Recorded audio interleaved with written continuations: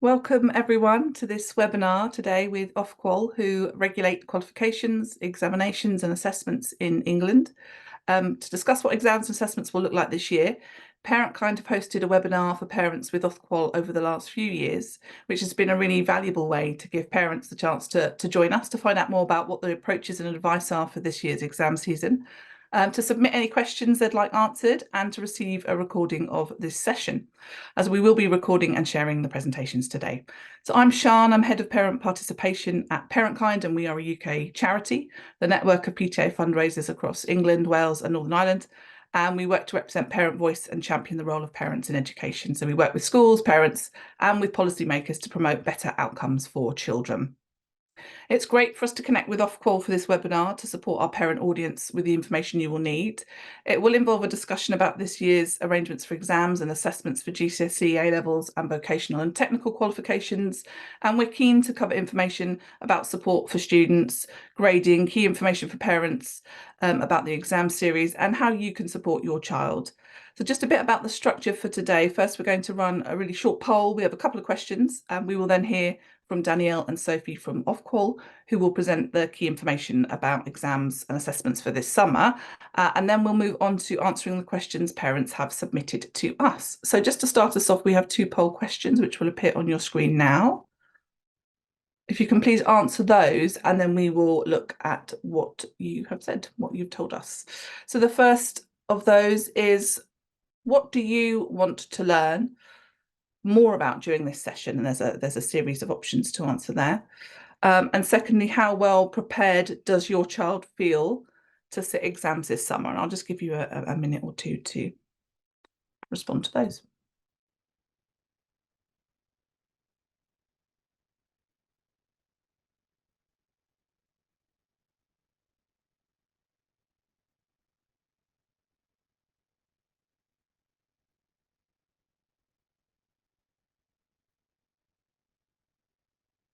That's great. I can see that 60% of you have answered so far. If you might not all have access to do so, so we will give you another 10 seconds or so, and then we'll have a look at the results.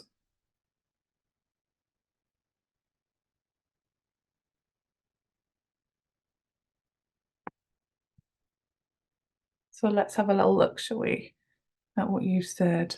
So for the first question, what do you want to learn more about during this session? So most of you are interested in the grading, which is interesting, and I know we'll be covering today, but still a high number of you really keen to hear more around support for students this year, and also the health and well-being piece, which we will certainly be covering. And we've had a few questions to that effect come through, so that's great. And also further information about vocational and technical qualifications, which we'll certainly be covering, and we have expertise on this call, I'm very pleased to say, to cover any questions you have around that. Looking at question 2, how well prepared does your child feel to sit the exams this summer? Somewhat prepared is 67%, so that's great. No one's very prepared, but there's still time. and that's the key thing, I think. Neither prepared nor unprepared, so obviously lots of students perhaps still in that sort of middle zone of getting themselves ready, but hopefully the advice we can share today will really support that preparation piece for your young people. Okay, so we're going to move on to the presentation part of our webinar today. I'm going to be introducing our Ofqual speakers, and I'm delighted to welcome Danielle and Sophie from Ofqual, who are going to share a presentation on this year's exam and assessments arrangements. So Danielle Cartwright is Associate Director for General Qualifications, Policy and Strategic Relationships at Ofqual, and Danielle joined Ofqual in 2019. She has a comprehensive understanding of the education sector, having worked for a number of years as a teacher and senior leader in secondary education. We're also joined by Sophie Parkin-Haig, who is a Manager Strategic of Relationships BTQ at Ofqual, and Sophie has backgrounds in vocational and technical qualifications, having previously worked for an awarding organisation for 13 years and in schools and colleges for a decade, including as an exams officer. Sophie is also a parent to a daughter taking her GCSEs this summer, so she is wearing that hat as well. So Danielle and Sophie, thank you for joining us, and it is over to you. I know we're just screen sharing the presentation now, but I will pass to you. That's great, thanks, Siân. So obviously Siân has introduced us. So my name's Danielle. I'm Associate Director for GQ Policy and Strategic Relationships. It's a very long job title, but we kind of oversee GCSEs, AS and A-levels. So to start off today then, I think what we're going to do is kind of give an overview of exams and assessments in summer 2024. I know some of you will have some more practical questions, which when we kind of come to the end of the presentation, I can also kind of switch to put a bit of a teacher and senior leader hat on and answer some of those if you've got some more practical questions. But we are just going to go over some of the content in terms of how exams and assessments will run this year. Hazel, if you could just move the slide on, thank you. So I don't need to tell you this, that exams are starting. So GCSE, AS, A-level, the summer series will run from the 9th of May until the 26th of June. And obviously your child won't have necessarily exams every day, and there's half term in there as well, but that's the date that the summer series will run from and to. Your exam timetable for the students, your child's school will issue their exam timetable. Some really important advice is that students check their exam timetable carefully. They make sure they know where they need to be and when. It's probably helpful that you have a copy of it in the house pinned up somewhere so you're also clear on kind of what's happening and when, because that's really important. If your child misses an exam because they didn't know when it was, they got the time wrong, they are not going to be able to sit it at another time. So it's really important that it's been checked over, that everyone's clear what's happening and when, just so that there's not that risk that someone could potentially miss an exam or assessment. There will be no exams on the afternoons of the 6th and 13th of June. They are what we call contingency sessions. What that means is if there is a national incident, for example, that means that an exam would have to be moved, then they could potentially be moved to those sessions. So students absolutely have to be available for those sessions, even though they've not got an exam, just in case. And obviously, I think a lot of us think, oh, that's not going to happen. But I think learning from the pandemic, we see that things that we don't expect to happen do have potential to. So it's not likely, but they do need to be available for those. And also the 26th of June, so right at the end of the timetable, all day is also a contingency day. So up to and including that date, students also need to be available. I should be really clear though that as mentioned, the contingency days are for national incidents.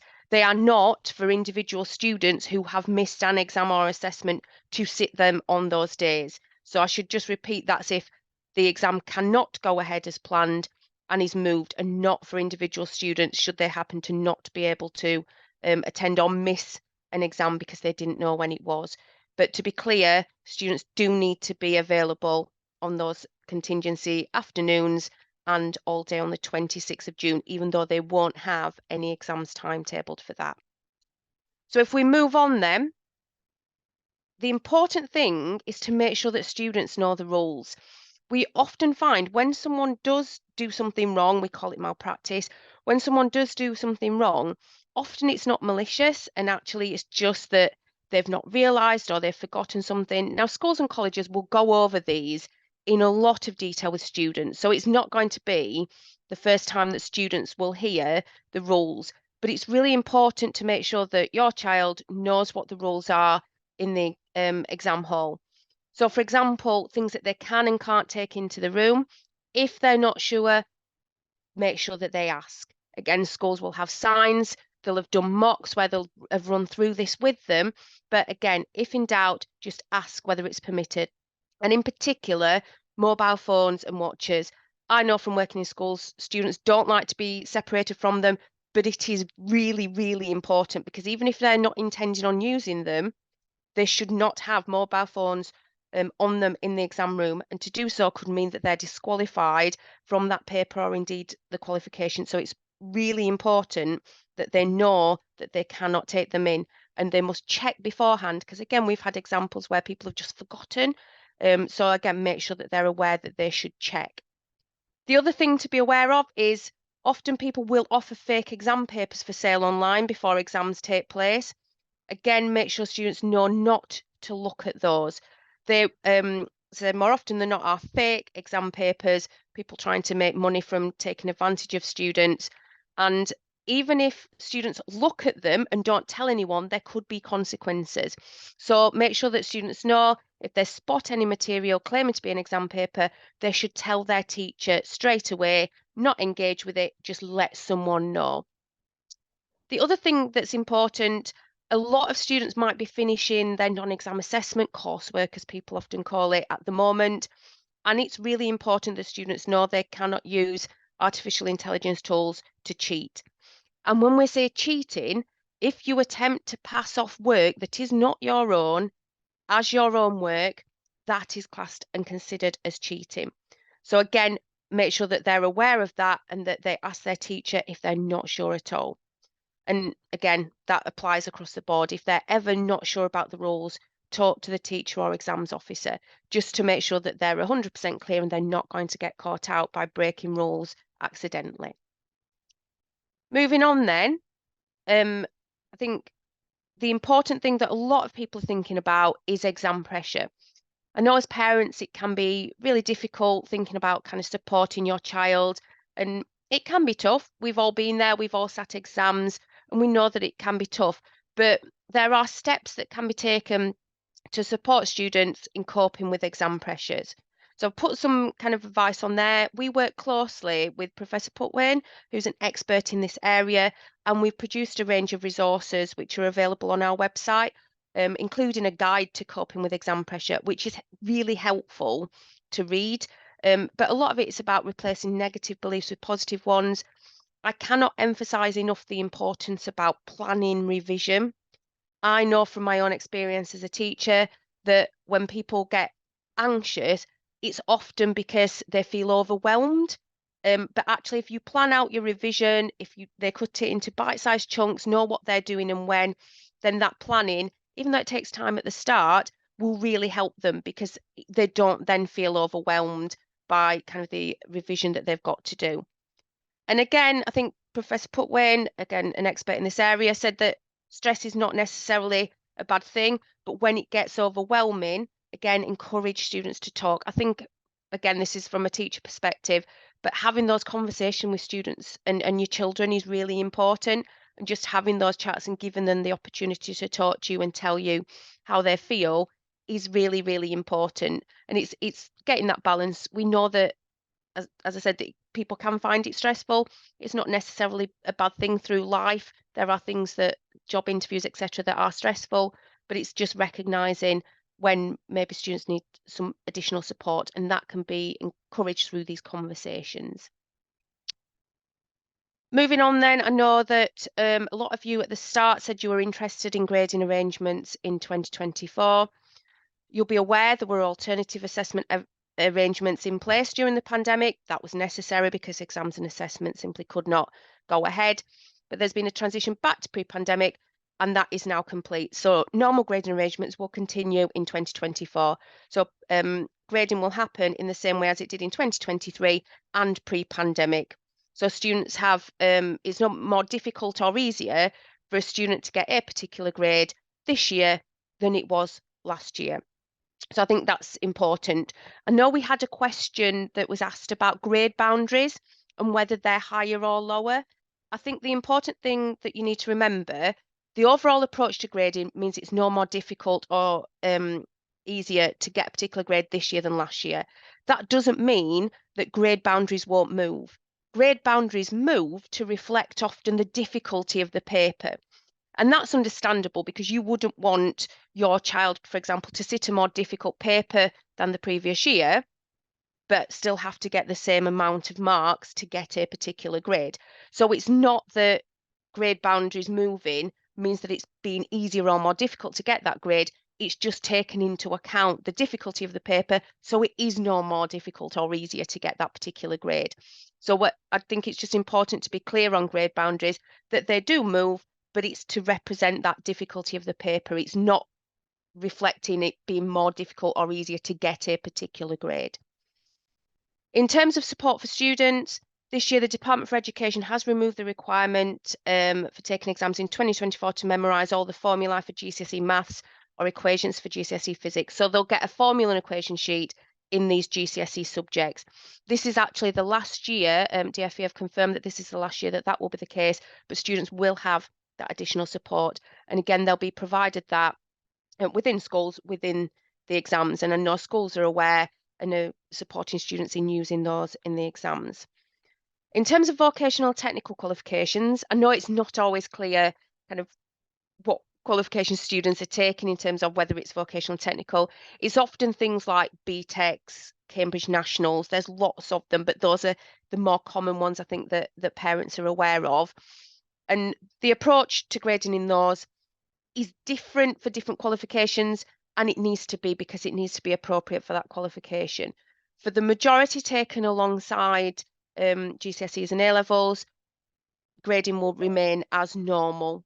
So again, similar to GCSEs, AS and A-levels, that return to normal. Moving on then from grading, and again, if there's any additional questions, we can answer them next.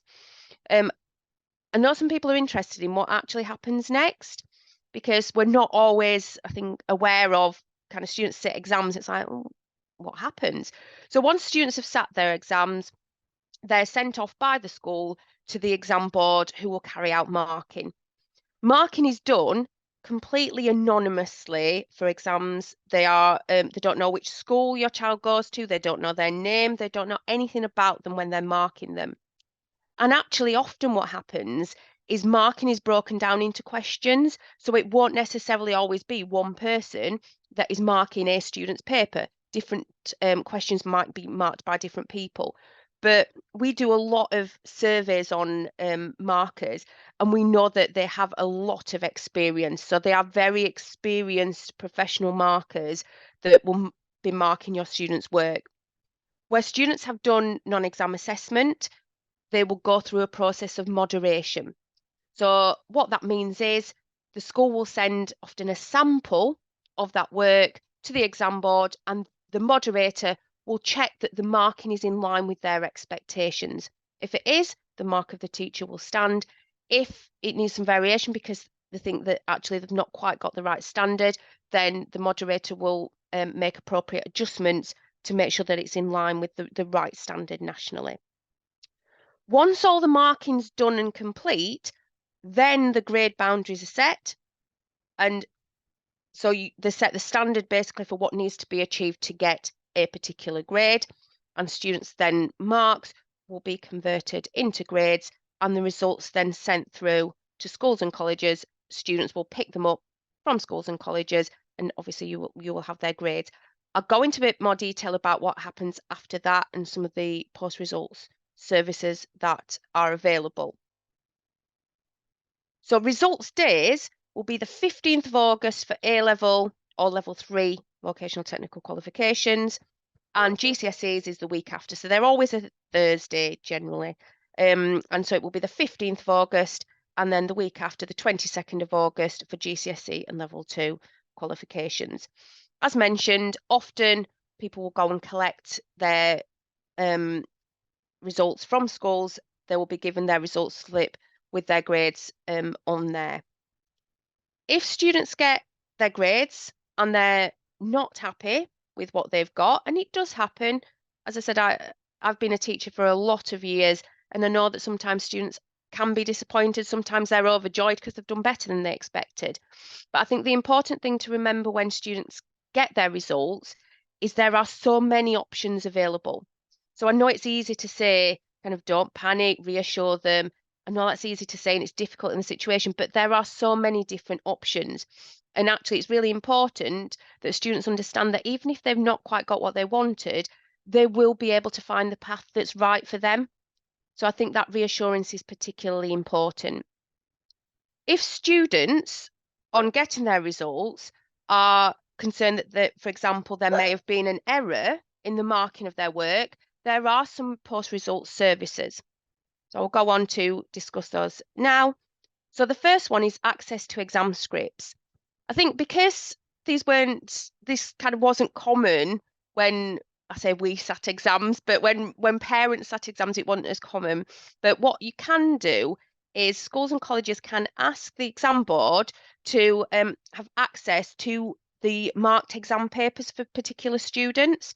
So what that means is, if, for example, there are concerns that there may have been an issue with marking, then the school can request the script, teachers can have a look through, and then they might think, yeah, actually, that looks right, it's fine, there's no issue. Or they might think, I'm not quite sure.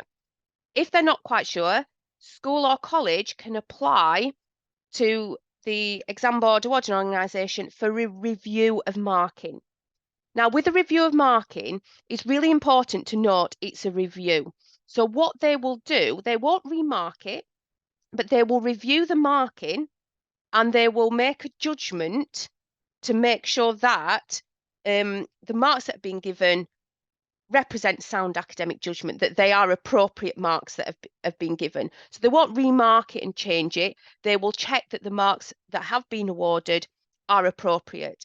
If they aren't, and they think actually that there's not been sound judgment, so there is an error in the marking, they will then obviously make changes as appropriate. It's really important when you put in for a review of marking to remember that grades can both go up and down. And it is designed, the process is designed where there is concerns that there has been a genuine error in marking. Said the marking standard is high, they are expert markers, and internationally really stacks up as quality of marking. But from time to time, there may be mistakes. So it is important to know that it is only when you think there's an error. So it isn't, oh, I'm 1 mark away from a grade boundary, I'll put in for a review. It's where there is genuine concern that there may have been an error in the marking. Equally, a review of moderation can be requested. On this one, because that applies to kind of the whole, basically, year group that have sat that assessment in that school or college, then reviews of moderation, your grades can't go down. But again, someone will review the moderation process to make sure that there's not been an error and that the judgment first time around was appropriate. If after a review of marking the school still has concerns, then they can also put an appeal. And again, the exam board will hear that appeal. So there is another kind of step. It isn't just a review of marking. We don't think there's been an error. There's another opportunity. And if after appeal the school or college is still not content, Ofqual does have an exam procedure review service.